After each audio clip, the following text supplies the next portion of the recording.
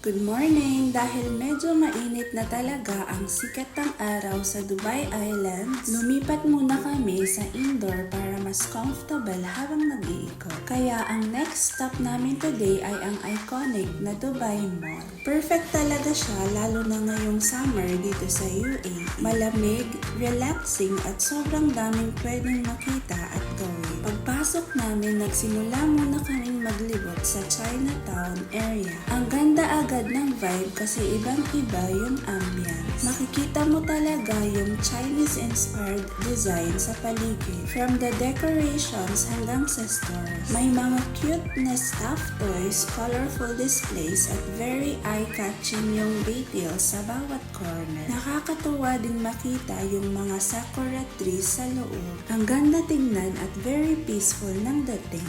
Kahit nasa Dubai ka, parang may little experience ka rin ng Chinese culture habang naglalakad. Meron ding kumpol ng stuffed toys na super cute. Ang dami nilang iba't ibang designs at characters kaya talagang nakakatuwang tignan habang naglalakad.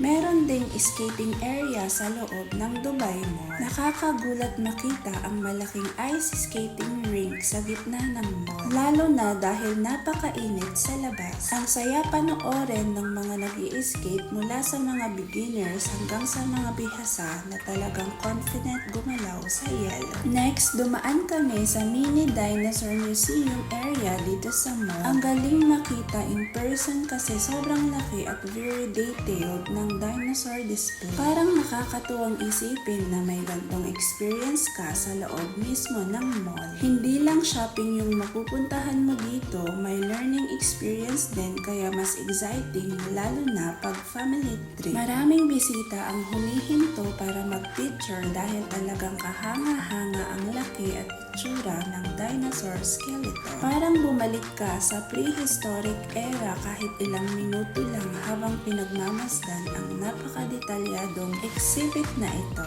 Then of course, pumunta kami sa famous na Dubai Aquarium and Underwater Zoo. Isa talaga ito sa pinaka-amazing na nakita namin today. Ang laki ng aquarium at kitang-kita agad yung giant tank habang naglalakad. Sobrang linaw ng tubig kaya kita mo yung iba't ibang sea creature. May mga malalaking fish na dahan-dahang lumalangoy. Meron ding sharks na talagang mapapatingin ka dahil ang lapit nilang makita. Ang gandang panoorin habang dumadaan sila sa tubig. May stingrays din na ang graceful gumalaw. Nakaka-relax din yung blue color ng aquarium habang nakatingin. Ang dami mong pwedeng mapansin sa loob kasi bawat side may bagong sea creature.